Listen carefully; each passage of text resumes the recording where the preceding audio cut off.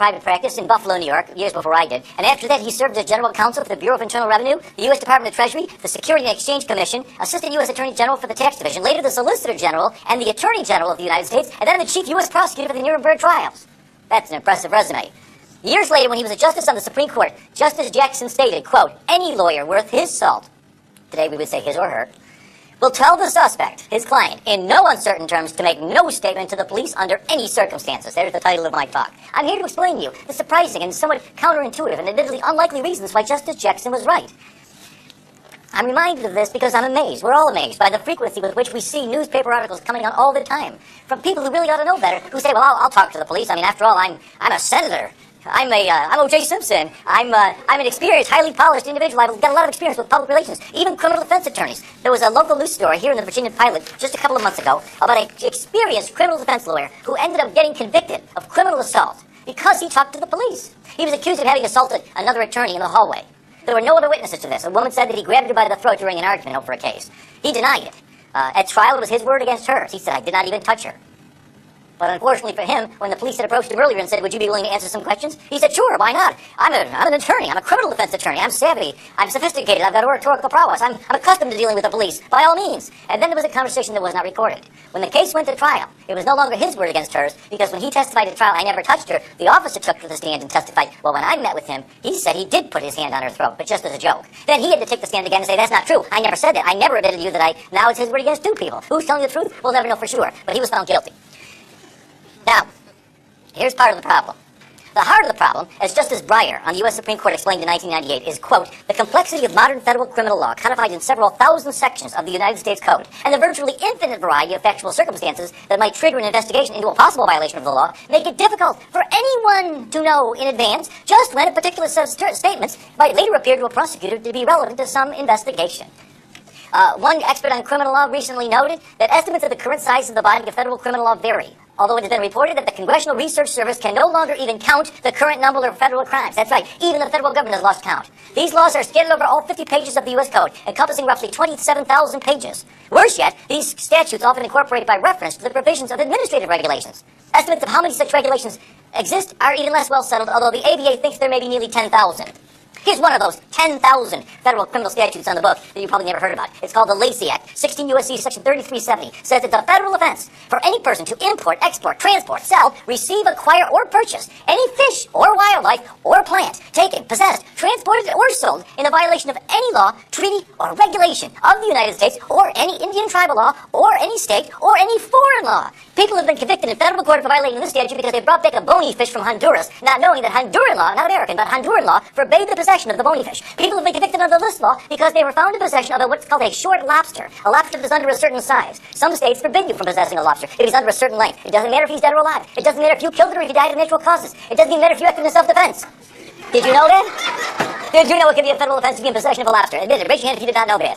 There's the problem. And that's only one of 10,000 different ways. You know, the government gets pretty upset when people like me instruct the client, people like me and Justice Jackson, don't talk to the police, don't answer any questions. But, you know, they can't have it both ways. You people, you've got 10,000 different ways of convicting us. Good for you, but, you know, with the bitter comes to the sweet, with the good comes to the bad. That's 10,000 different ways my client might unknowingly implicate himself in some sort of a criminal transaction. One of the reasons I decided to give this talk, I recently received a phone call from a former student of mine, a regional law school graduate, who may be watching this online. We're putting it on the internet. And he told me, hey, I've been approached by the Internal Revenue Service. They want to ask me a couple of questions. They ask if I would be willing to. But they say that I'm not a suspect, and I know in my heart I don't think I've done anything wrong in violation of the Internal Revenue Service provisions. Lord have mercy. There's no man on earth, there's no woman in this country who can honestly say with complete confidence, I know I've never violated any provision of the Internal Revenue Code. He said, but they say I'm not a suspect, and I know I've done nothing wrong. It's okay if I talk to him? I said, no, you tell them you will not talk to them without immunity. I explained to him why that was true, and he never heard from them again. Okay, why you should never talk to the police. Let me just spell it out for you. Let me make it plain to all of you. These are the top 10 reasons. I shouldn't really lie to you. I don't really have 10. I don't have time for 10, but I've got time for 8, and that'll be close enough. Number 1, and this really ought to be good enough. Contrary to what you laymen instinctively and naturally suppose, it cannot help. There is no way it can help you. Plenty of folks think that it can, and they're always wrong. You cannot talk your way out of getting arrested. Officer Brook, you've interviewed thousands of criminal suspects. Have you ever, how many times in your experience, have you approached someone, asked if you could ask them some questions because prior to the interview you had some evidence pointing to his possible guilt? And because of the extraordinary persuasiveness and eloquence with which he articulated his innocence, you said, oh, sorry, never mind. Bad call, my bad, I won't, and he talked you out of arresting him. You know the answer to that. Never. Never. It never happens. I've often asked other criminal defense attorneys, in all of your experience, have you ever once had a case where you looked back in hindsight and said, thank God my client talked to the police? They laugh at me. They laugh at me. They say, you've got to be kidding me. It cannot help you. You can't talk your way out of getting arrested. And contrary to what you might suppose if you never studied the rules of evidence, what you tell the police, even if it's exculpatory, cannot be used to help you at trial. Because it's what we call hearsay. Under the rules of evidence, specifically Rule 801D2A, if you want to look it up, everything you tell the police, as the saying goes, can and will be used against you, but it cannot be used for you. From time to time, I've known attorneys who tried to call to the stand a police officer and say, officer, would you tell the jury what my client told you because what my client told him is actually good for my case? If you tried that at trial, the prosecutor will object that it's hearsay, and the judge will agree. The police will not be allowed, at your request, to tell the jury what your client told him, no matter how good it may be for your case. It cannot help. And that ought to be good enough reason. That ought to be reason enough to keep your mouth shut. But if you're not persuaded, let me go talk about a couple of others. Number two, obviously one of the most obvious. If your client is guilty, as many of them are, but even if he's not, even if he's innocent, he may well admit his guilt with no benefit in return. Now, of course, many of you are thinking to yourself, well, what's so wrong about that? I mean, shouldn't guilty people be confessing? Confession's good for the soul. It's good for law enforcement. It's good for the prisons. Yes, sure, all those things are true. And like the rest of you, if I or anyone close to me is ever the victim of some sort of a serious crime, I hope they get the right guy. I hope they convict him. I hope they put him away. We all feel that way. Hey, but what's the rush, friends? You don't got to admit your guilt the first time they come by to meet with you. In federal court, 86% of all defendants plead guilty at some point for a trial. If your client is guilty and really ought to punish, and really ought to have go through some sort of a cleansing act of contrition and fess up and admit his guilt, there'll be plenty of time to do that. They almost always do. No need to rush, no need to tell the police something. Wait and see if perhaps your client can work out some sort of an arrangement where maybe he'll make some sort of compensation to the alleged victim, or maybe he'll be able to get some sort of a discount in his sentence. And he'll be treated fairly then, like everybody else who had the benefit of a good lawyer who said, please do not talk to the police.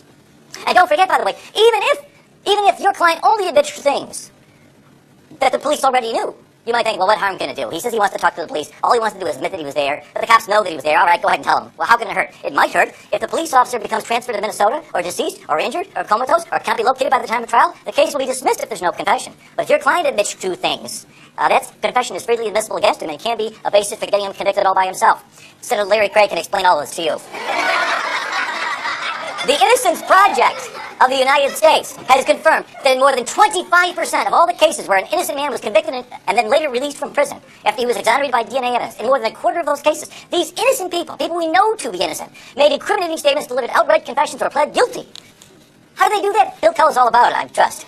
Here's a couple of famous examples. You can just ask them. You don't have to take my word for it. There on the left was Eddie Joe Lloyd. He was convicted in 1984 of the murder of a 16-year-old girl in Detroit after he wrote to police with suggestions on how to solve various recent crimes. During several interviews, police fed details of the crime to Mr. Lloyd, who was mentally ill, and they lied to him and convinced this mentally ill man that by confessing, he might help them smoke out the real killer. He later signed a confession and gave a tape-recorded statement. The jury delivered it less than 1 hour before convicting him on the basis of this confession. There was no other substantial evidence against him. The judge said, I'd hang you if I could, but the death penalty was not available in Michigan at the time. But after almost 2 decades in prison, he was released after DNA evidence proved that this man was innocent and falsely confessed to a crime that he did not commit. On the right is Earl Washington, who was released from prison just a few years ago here in Virginia after spending 18 years behind bars after being committed of a rape and a murder that we now know he did not commit after having been exonerated by DNA evidence. But this man, Mr. Washington, who was in fact confirmed to be mentally retarded, was able to confess to several crimes at the request of the police, some of which we know he could not have committed.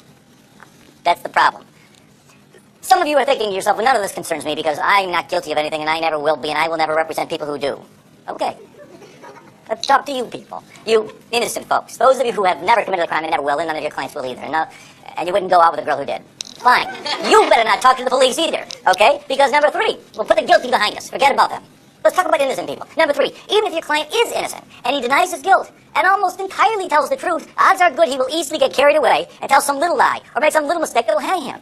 This is human nature. He gets in there, it's a stressful situation. Imagine a perfectly innocent client. The police say he's been guilty of a murder. He's totally innocent as any one of us. So he goes in there and he meets with the police. He says, I don't know what you're talking about. I was nowhere near there. I didn't kill him. I never killed anybody. I don't have a gun. I've never had a gun. I've never touched a gun in my life. I was nowhere near Virginia Beach that night. That last line was a lie. He went over the top. He was getting carried away. He got into this groove. He started saying all kinds of things, almost all of them true, that he knew would tend to exculpate himself.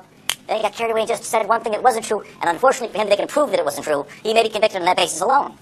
But let's say, well, that's not a problem. I'll tell my client only to tell the truth. I've met with him. I know he won't lie to the police. He won't make any mistakes. Okay, that's still no guarantee you won't be getting into trouble. Because even if your client is innocent and only tells the truth and doesn't say anything that is false. Now, already, mind you, we're pretty well nigh into fantasy land. The odds of anybody being able to pull this off are really quite slim, no matter how innocent they may be. But just for the sake, let's pretend. Let's assume he gives the police nothing but the truth, and he is totally innocent. He will always give the police some information that can be used to help convict him. Always. For example, suppose you tell this to the police. Here's what your client tells to the police in his denial of guilt. I don't know what you're talking about. I didn't kill Jones. I don't know who did. I wasn't anywhere near that place. I don't have a gun. I've never owned a gun in my life. I don't even know how to use a gun. Yeah, sure, I never liked the guy, but who did? I wouldn't kill him. I've never hurt anybody in my life, and I would never do such a thing. Let's suppose every word of that is true. 100% of it is true. What will the jury hear at trial? Officer Brook, was there anything about this, your interrogation, your interview with the suspect that made you concerned that he might be the right one? Yes, there was. He confessed to me that he never liked the guy. And then the prosecutor will put that up in big letters, and he'll say, ladies and gentlemen of the jury, it's pretty clear that we've got the right guy here. We've proven that he was in Virginia Beach that night. That's opportunity. And remember, Officer Brook admitted that after extended questioning, he was finally able to get the defendant to admit that he never liked the guy. There's your motive. Motive plus opportunity. Wham, bam. Please. But juries eat it up. And innocent people get convicted this way sometimes. How often? Hopefully not too often, but we know what happens. The United States Supreme Court, don't take my word for this.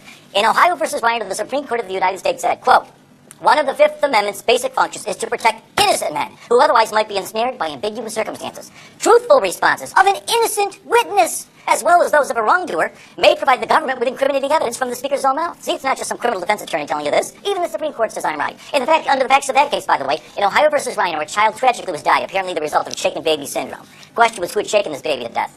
And one of the possible suspects was a babysitter who had spent some time with the child that week. The babysitter's story was, I don't know what you're talking about. I did not kill the child. I did not see it happen. I don't know who shook the baby. It was never me. I never did anything of any violent nature to the child.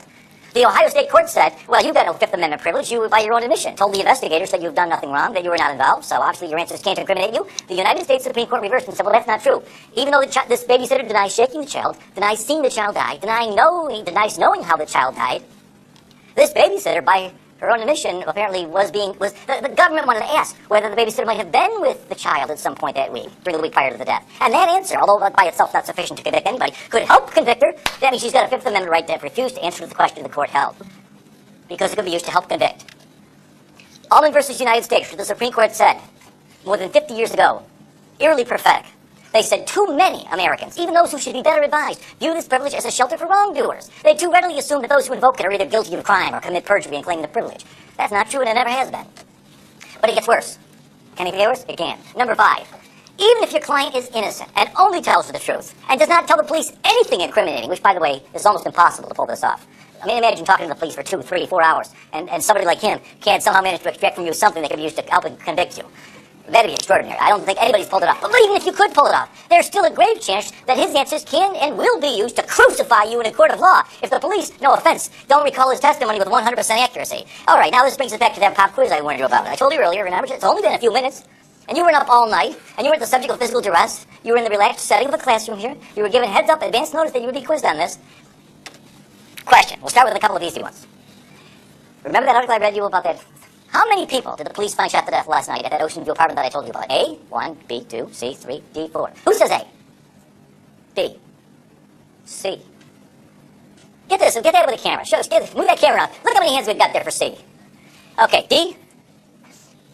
You're all wrong. Everybody who raised their hand,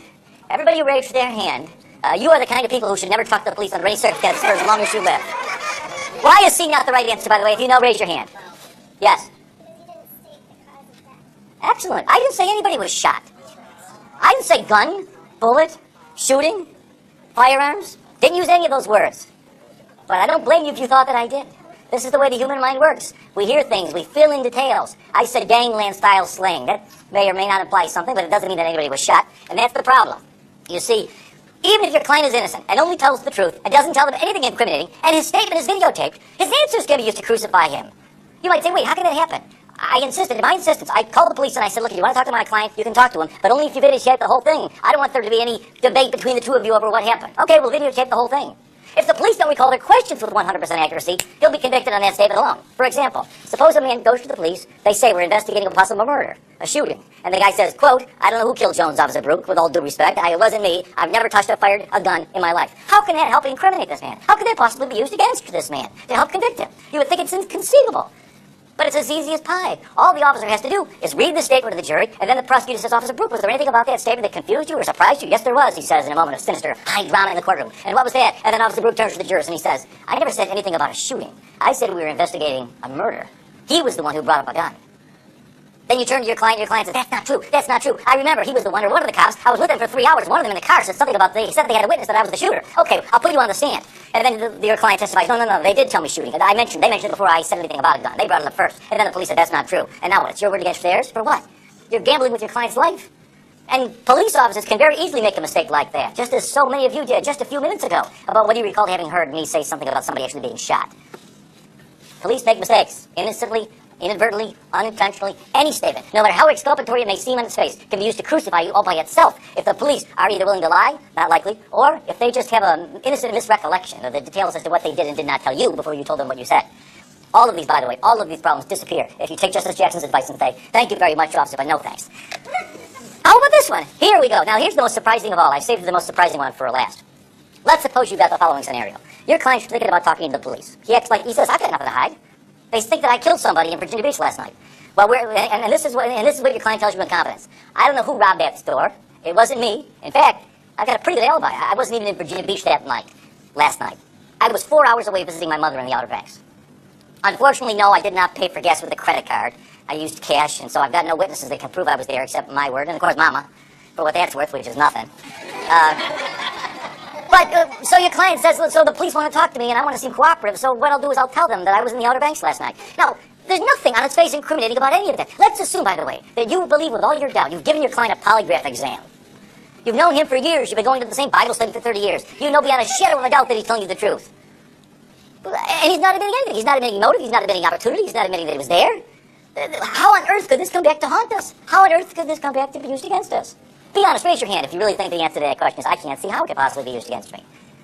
You're afraid I'll call on you, right? I won't call on you.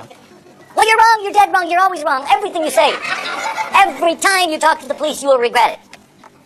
You see, the problem is, here it is, this is the last point. I think it's almost, even if your client is innocent and only tells the truth and doesn't tell the police anything incriminating, and the entire interview, questions and answers are videotaped, even his truthful answers can be helped to use crucify even an innocent man if the police, through no fault of theirs, end up in the possession of any evidence, even mistaken and unreliable evidence, that anything your client told them was false, even if in fact it was true. Again, going back to this example from a moment ago. Let's suppose I go ahead and I meet with the police. I think I got nothing to hide. I tell them I was in the Outer Banks last night, officer. How can that be used to convict me? By itself, it cannot. It cannot help at all by itself. But what if I later find out, to my horror, after I put my cards on the table, that they've got a witness, a girl that I went to high school with, an unimpeachable witness. We've never been enemies. She'd have no reason to lie. She swears she thinks she saw me in Virginia Beach last night, a couple of blocks away from that store, about an hour before it was robbed. Now, her testimony by itself isn't going to help the prosecutor. Hell, if she's all they've got, I'll get this case thrown out before trial. But if, like an idiot, I talked to the police, and I told them the truth. I told them I was in the Outer Banks, and now, lo and behold, tragically, it turns out they've got a witness, a false, mistaken, confused, but sincere and credible witness, who could testify that I was here in Virginia Beach. Now they're likely to get a conviction. Because what they'll do, I've just turned this cop and this woman into the government star witness. They'll put Officer Brooke on to testify about how my client lied to him about being in the Outer Banks, and then they'll put on this girl who otherwise would have not even helped the case at all, who will testify, no, that's not true, that was a lie. I saw Mr. Duane's client here in Virginia an hour before the robbery, not so far from the store. By herself, she would not have helped the government in any significant way. But what I have just done, you see, is given them the other part of the puzzle. And now I'm doomed. Just ask them. I close with this example. Here we have a couple of recent celebrity examples of Vidish that even people who admit nothing always end up denying it. They always end up regretting it. On the left, we have Martha Stewart. She was the subject of an extensive government investigation that was looking into the possibility that she was guilty of violations of certain federal laws, securities laws, fraud kinds of things. They couldn't pin that on her, but they were able to get a conviction because she denied it. Talking to the police and later to some of the shareholders, she said, no, it's not true. I was not guilty. So they charged her with lying to federal investigators, and they got a conviction, and she was sentenced to 5 months in prison. Marion Jones, on the right side, another person who would still be out today if she had always taken the advice that I'm giving you now. She was asked if she had ever used steroids, a controlled substance. And instead of taking the fifth, she said, no, I never took steroids when I won those Olympic gold medals. Later on, it turned out that she was lying. She worked out a deal. She pled guilty. She admitted that she was lying. And she, over her strenuous, tearful objection, even though she has 2 young children, was just recently sentenced to prison for 6 months. The guy who sold her the steroids, the pusher, he got only 4 months. But she got 6 months because she lied to the police and said that she did not do it. You see the problem. Michael Vick, who recently pled guilty, as you know, to these charges with respect to the operation of this dog combat sort of operation at his home. At sentencing, like many other criminal defendants, even though he eventually pled guilty at sentencing, one of the reasons his sentence was a little harder than it might have otherwise been, the judge said, was because when he initially met with the police, he lied to them and said, I didn't do anything. I didn't do it. I don't know what you're talking about. Even guilty people, but not only guilty people, will always end up regretting talking to the police. So, my advice to you, Justice Jackson was right. Any sane, competent lawyer in his right mind will always tell every client under all circumstances, I don't care if you're innocent. I don't care if it's the truth. If it's the truth, great. We'll tell the jury all about it. There'll be time enough to put our cards on the table. But before we get there, I haven't seen yet what the police got. They may have mistaken and confused witnesses who will contradict even the truthful stuff that you say. We have no way to know, no way to predict whether the information that you give them, even if truthful and reliable, will end up unwittingly dispelling our demise. So keep your mouth shut. Don't answer any questions. Let's take the fifth. You'll be glad that you did. God bless America. God bless the Bill of Rights and the geniuses who bequeathed it to us. But now, in fairness, I give equal time, or what's left of equal time, to a police officer who will explain to the extent to which, if any, he agrees or disagrees with anything I've got to say. I have no idea to know what he's going to say, but it'll be interesting. Here, let me give him the microphone. Let's give him the hand. Officer George Group, the Virginia Beach Police Department.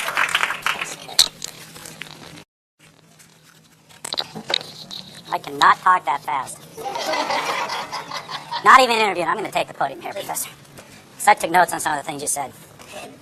And everything he said was true. Okay? And it was right, and it was correct. And I'm just going to give you a few ideas. I'm going to tell you a few examples, but first I'm going to give you a little information. As was said earlier, I've interviewed thousands of people. I've interviewed people with foreign police departments. When I was in the Navy, I was in law enforcement, and I was a criminal investigator. Thank God we're in the United States, because most interviews in Italy, Spain, and so forth start out physically. Okay? There's no police abuse over there. They can do pretty much what they want. Anytime they want, anyhow they want. So just be aware of that and be thankful for you. Biggest question I was asked when I am a 3L, and there's some of my classmates in here. Best day is coming up, May 10th, when we get to leave. So those of you that are applying, and I told a couple people this, you think it's hard getting into law school? Try getting out. Okay? A couple things I was asked. How do I quit from getting speeding tickets? Very easy question. Quit speeding. Okay? But something Professor Duane brought up. Are any of you guilty of anything? How many of you drove here today? Anybody go above 55 on the interstate? Anybody drive at home and go above 55 on the interstate? Because if you stay... I told you. I know.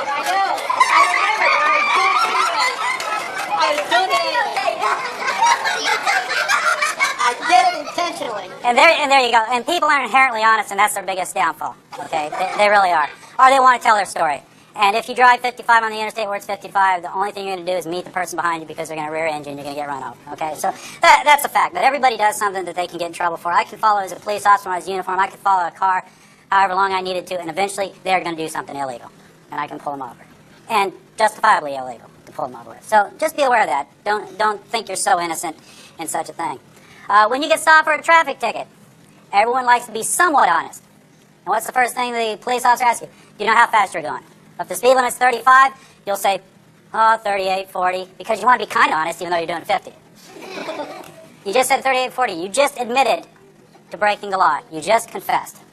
So they can go to court with that, with a confession that you were exceeding the speed limit. Okay, so you need to think about those things, and when you do become defense attorneys, which I may, who knows, you need to think about those things for your clients. The other thing you need to think about your clients, and this is going to seem very terse, people are stupid. Your clients are stupid. And I've had defense attorneys come to me. Matter of fact, one on a motion to suppress just Tuesday come up to me and tell me his client was stupid. Okay? They're very straightforward. They do foolish things. They talk to the police. And you guys need to be aware of that. Now, in my past, and it wasn't exaggerated, I've interviewed thousands of people. I've arrested and dealt with over 1,000 felonies. Well, actually, more than 1,000 felonies. Probably about 20, about 1,000 felonies, 2,500 misdemeanors, 98% of them conviction rate, 80% of them I don't even have to go to court. Why? Because there's confessions. Because they confess. So these people have no problem. The hardened criminals have no problem talking to the police. People like to tell their story. And they'll sit in that room and think about it. You're picked up by the police. You're in a little room. There's one chair here, there's a desk, there's another chair. What's the thing you want the most right at that point? To get out of that room. To be out of that room. Think the police officer's shift is ending in 15 minutes. Does a police officer want to get out of that room? My overtime rate's $58 an hour. Do I want to get out of that room? I have no problem. I'll stay there for 10 hours. I'll take that $600. Okay, so I have no motivation to want to leave. You do, and that's how we get you to try to talk. I have my job. My job is to develop probable cause, develop a good case. A great case is a case with a confession. Get it to the Commonwealth's attorney so that they can prosecute the case with little, if any, effort. And the Commonwealth attorneys love those cases, the little, any effort, because they come with a stack of files that high in court every day. So they love those cases. That's my job. The defense attorney's job is to hope they get to their client before I do and make sure they don't talk to me, no matter what.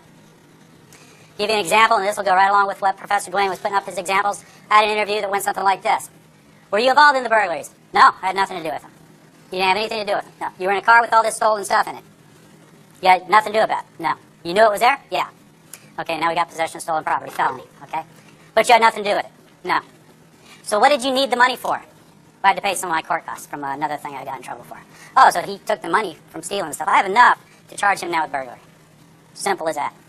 Well, did you see the picture on that camera of the house with the Christmas decorations? This is a real case scenario. Yeah, did you go in that house? No, I didn't go into that one. So, there's ways around it. There's ways to get around people who try not to talk to you. And, again, as Professor Duane said, if you wanted to go and say you wanted to go into a boxing match, $100 if you win. You've never boxed before. You have to face somebody who's an Olympic boxer. You're going to lose. You're going to face somebody who's been interviewing people for, in my case, 28 years. You're going to lose, unless you're purely innocent. Now, on the other side of it, I don't want to put anyone that's innocent in jail. But I try not to bring anyone into the interview room that's innocent. And there are a couple that I have let walk away because they were innocent. Okay, the interviews. How do we approach the interviews? There's a number of ways to approach interviews. There's a number of types of people that I deal with. First thing I do, anyone know what they get told first when they're in an interview? Miranda warning. Okay, it's not a right. You don't have a right to Miranda. Those rights have always been there. It's called the Constitution. You're just teaching, you're doing a real quick class on the Constitution for these people. Usually they don't listen to it. And this is the way I give my Miranda warning. Look, I have to tell you this. Just pay attention. Okay, they're usually sitting back or they're very attentive. You have the right to remain silent. You understand that? Yes.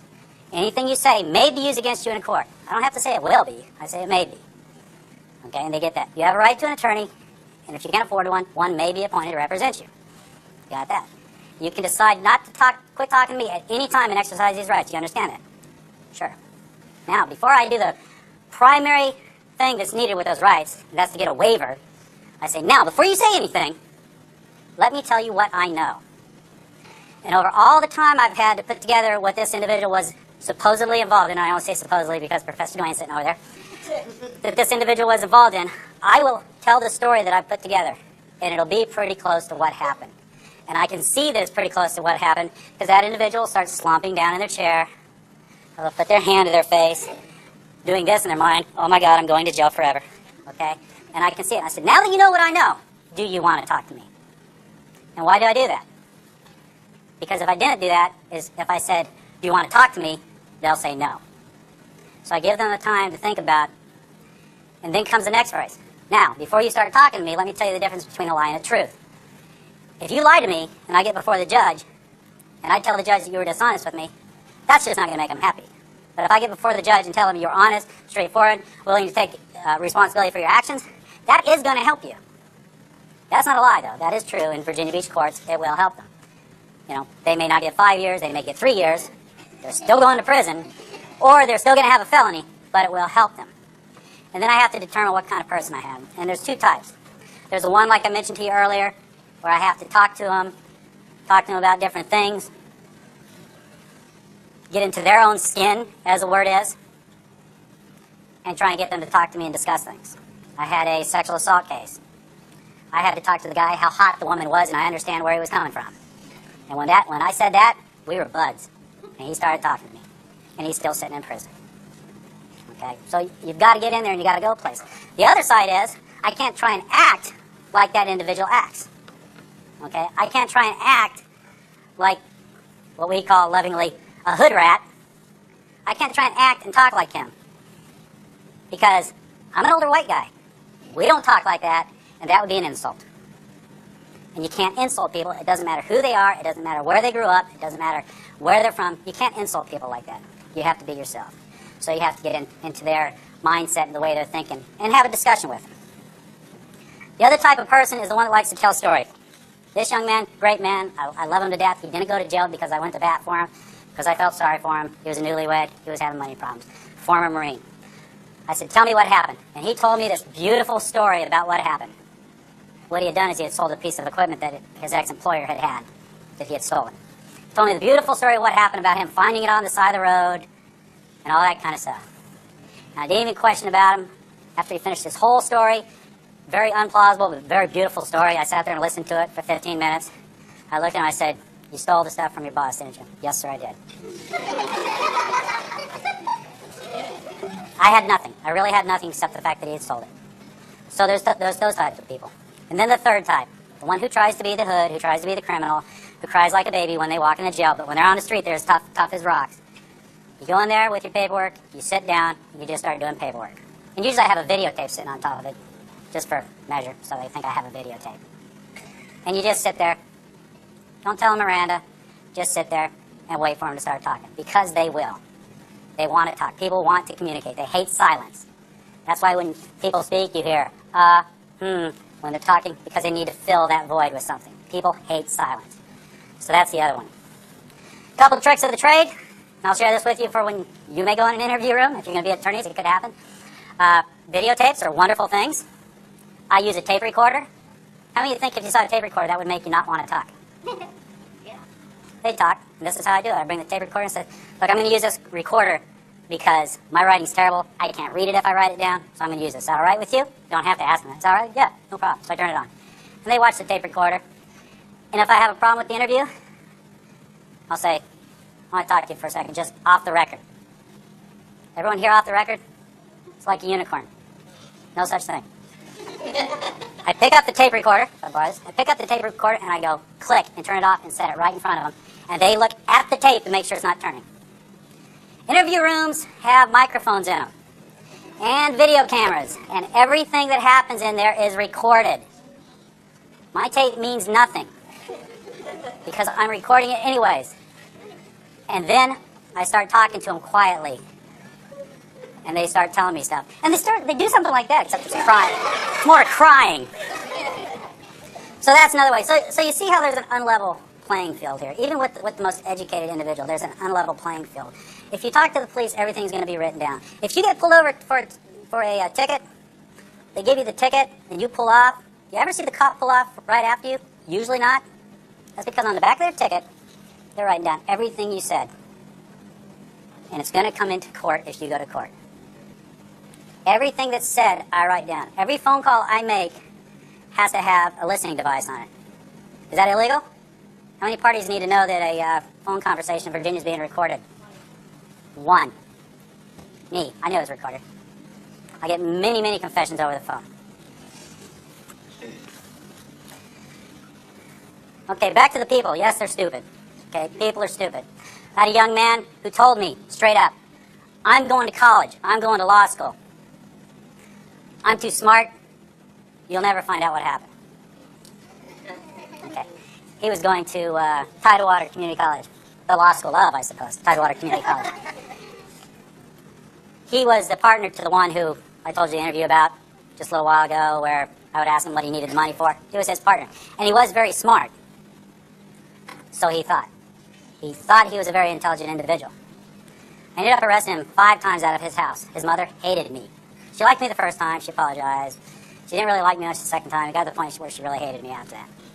He's doing 8 years upstate. He's very smart because he decided to tell me how smart he was. And in telling me how smart he was, he let it slip that he doesn't sell stolen stuff to pawn shops. He sells it to flea markets because they do not have to report to the state. I know how to drive to a flea market just as good as anyone else and go look for stuff that I'm looking for. So he was trying to impress me with his ability to be smarter than I was, and he confessed. So people are inherently stupid, especially criminals. Now, and don't get me wrong, there are some very intelligent criminals out there, and most of them work in really big office buildings and wear suits. Yep, she went to jail. Is she hurting? No. But there are some very intelligent street criminals out there as well that get other people to do their bidding and so forth and so on, and people are afraid to turn on them. But there are some very foolish people. Just a couple other things. I do a thing usually with younger people, usually between the age of, I try not to deal too much with juveniles, but between the age of 16 and 25, is once they've talked to me. Now, let's back up a little bit. You don't need a recording in court for a statement. As Professor Duane said, it's his word against my word if he was a defendant. Number one, and this is the way it works, and this is the way the real world works, in case you guys haven't been out there, that's outside the windows out there. The jury looks at a defendant sitting next to a defense attorney. That's strike one, because the jury is already looking at that as that being someone who did something that put them in that chair. Number two, they get a uniformed police officer up there. They get someone wearing a suit as a detective up there that is a professional witness.